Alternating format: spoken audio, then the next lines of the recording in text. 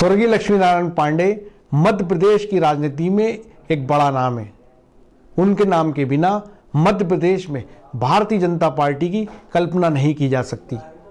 वे 11 चुनाव लोकसभा के लड़े। उनके बेटे सुरेंद्र पांडे भारतीय जनता पार्टी के वरिष्ठ नेता हैं। इस समय मध्य प्रदेश में विधानसभा संग्राम चल रहा है और सुरेंद्र पांडे मालवा में भारतीय जनता पार्टी के प्रत्याशियों के समर्थन में वोट मांग रहे हैं। इस समय हमारे साथ मौजूद है सुरेंद्र पांडे। आइए उनसे जानते हैं किन मुद्दों को लेकर इस समय चुनाव मैदान में हैं। सुरेंद्र भाई, आप इस समय चुनावी समर है मध्य प्रदेश में और आप नीमच मंदसौर संसदीय सीट पर अपना वजूद रखते हैं। ऐसे कौन से मुद्दे हैं फिर से मध्य प्रदेश में भारतीय जनता पार्टी की सरकार बननी चाहिए? बहुत मुद्दे हैं। प्रमुखता से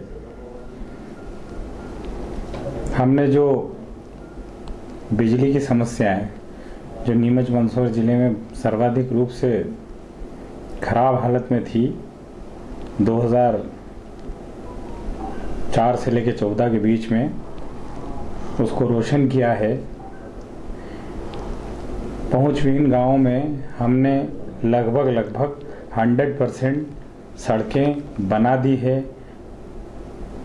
सिंचाई की व्यवस्था हमने गाडगिल सागर के रूप में पर्याप्त रूप से की है। सौर ऊर्जा का जो सरप्लस हुआ है उसमें नीमच मंदसौर जिले का योगदान रहा है। सरकार ने इस पर काफ़ी अच्छी पहल करी। तो विंड और सौर ये दोनों बहुत ज़्यादा तरक्की पे हैं। अतिरिक्त हमने एजुकेशन को लेके जिस तरह से व्यूह रचना रची है, तो केंद्रीय विद्यालय, नवोदय विद्यालय और शासकीय स्तर पे हायर सेकेंडरी जहाँ गांव-गांव में नहीं थी, जो छोटे गांव से थोड़े बड़े होते हैं, तो स्कूलों की व्यवस्थाएं शिक्षा के लिए दी है। टेक्निकल एजुकेशन दी है, ऑक्यूपेशनल एजुकेशन दी है। ये एजुकेशन ऐसी दी है जिससे हर क्षेत्र का, चाहे विधानसभा हो, ब्लॉक हो, तहसील हो, छोटा टप्पा हो, युवक युवता अपना पढ़ाई करके अपना रोजगार, स्वरोजगार करने में लगे हैं। सुरेंद्र भाई, एक बात, अभी स्वर्गीय बाबूजी का जिक्र निकला, स्वर्गीय लक्ष्मी नारायण पांडे जी का। वो एक बड़े नेता थे, हमारे बीच में नहीं है। मध्य प्रदेश में उनका नाम कुशाभाऊ जी ठाकरे उनके बराबर माना जाता रहा है। और नीमच मंदसौर संसदीय क्षेत्र उनका गृह क्षेत्र रहा, कार्यस्थली रही। बरसों बरस उन्होंने लोगों के लिए काम किया।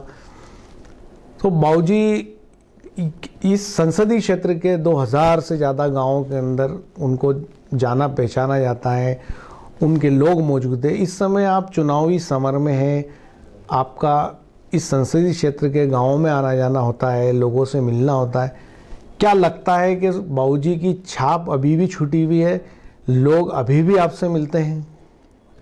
हाँ, आपने बहुत अच्छी बात, क्योंकि बाबूजी से जब मेरे साथ सबसे ज़्यादा रहा परिवार में, उनके साथ जब मेरी बात होती थी तो वो बड़े रूंधे गले से कहते थे कि यार इस लोकसभा क्षेत्र के बड़े उपकार है मेरे पे। पता नहीं कोई ऐसी शक्ति नेचुरल जो मेरे और उस जनता के बीच में नेचुरल एक मेल मिलाप रखती है। मैं जो करता हूँ उन्होंने त्याग दिया था। मैं आपको बताता हूँ कि बाबूजी 62 में एमएलए बन गए थे, सन 62 में। हम 8 भाई बहन हैं। 71 में एमपी बने थे वो, 77 में फिर एमपी बने थे। हमारी उम्र सबकी स्कूल जाने जैसी हो गई थी। उन्होंने सरकारी स्कूल जावरे में सबको पढ़ाया। 8 भाई बहनों में कोई भी भाई बहन दिल्ली नहीं पढ़ा है, न कॉन्वेंट में, न मिशनरी में, न अंग्रेजी स्कूल में। उन्होंने अपना माध्यम केवल जनता के लिए तय कर दिया था कि मंदसौर नीमच लोकसभा संसदीय क्षेत्र ही मेरा मंदिर है, मेरा मस्जिद है, मेरा गुरुद्वारा है, मेरा चर्च है। उन्होंने अपनी माँ, अपने पिता को भी संसदीय क्षेत्र माना। ऐसे में उनके रिलेशन एक हर व्यक्ति से जुड़ते गए, प्यार बना। काम भी किया उनने और उन्होंने बहुत विकास भी किया। तो वो जो बंधन था, मैं समझता हूँ बंधन बरसों बरस अमरता के रूप में ले लिया है। क्योंकि आज छोटे 22 साल के बच्चे भी मिलते हैं या 82 साल के बुजुर्ग भी मिलते हैं, तो ये बोलते हैं अरे हम जाते हैं तो है साहब के बच्चे भला आदमी थे, वो देवता आदमी थे।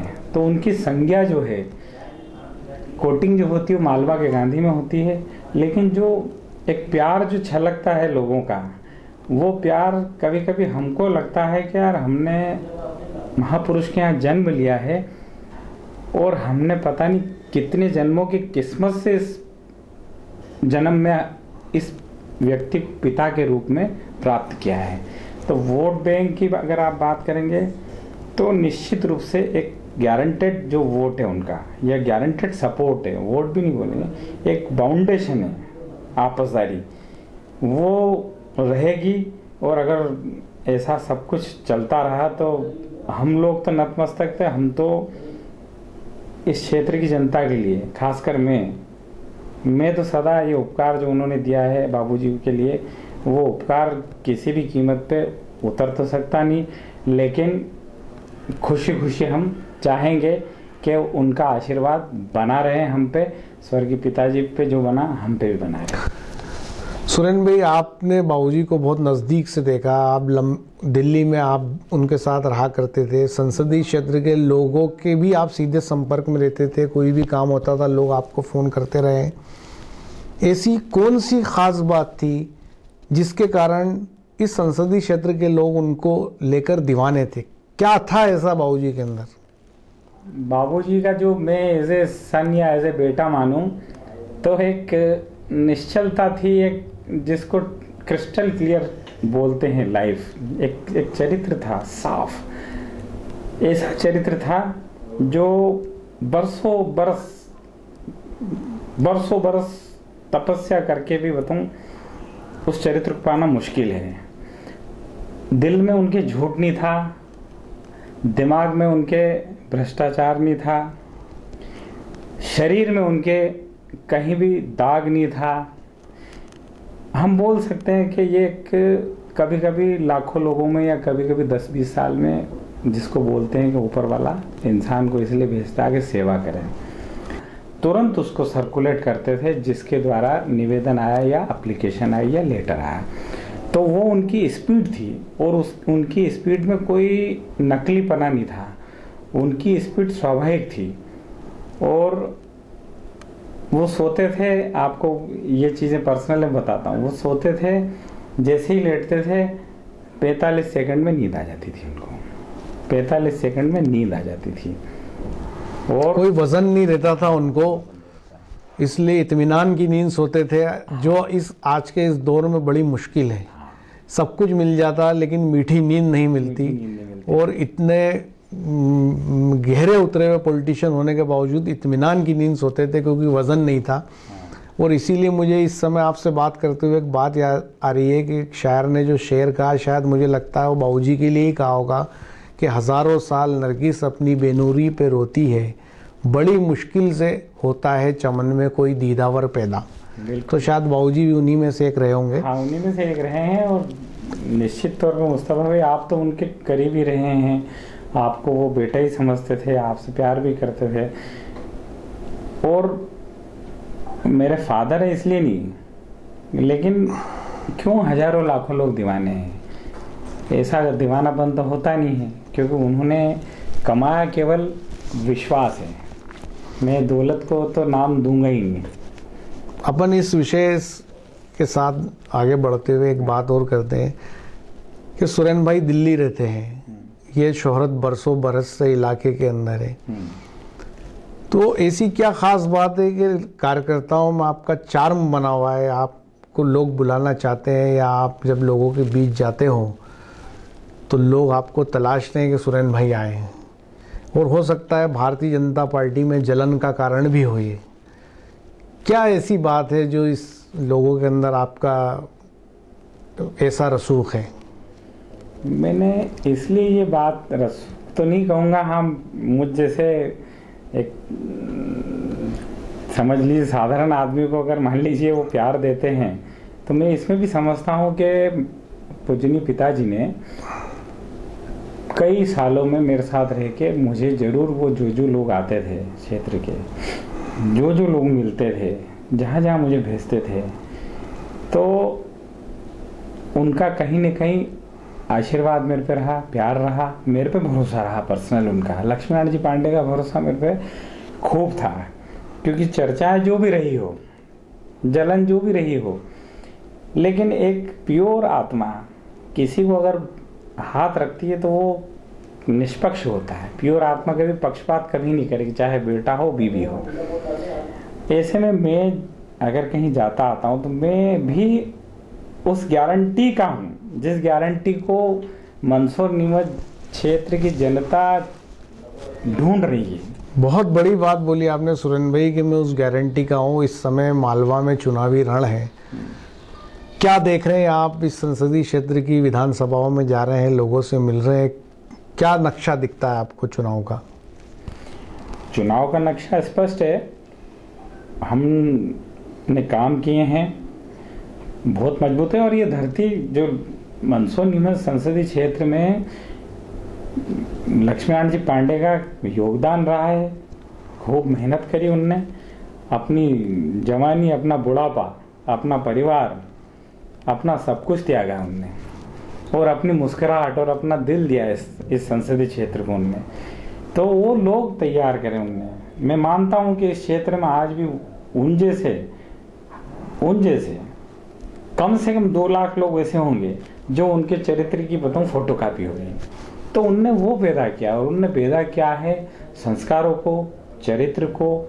तो आपको सुरेंद्र भाई ये लगता है कि जो इलाके के अंदर जो ये जो संसदीय क्षेत्र है इसमें पूरी ताकत से भारतीय जनता पार्टी आ रही है? हाँ, भारतीय जनता पार्टी पूरी ताकत से आ रही है।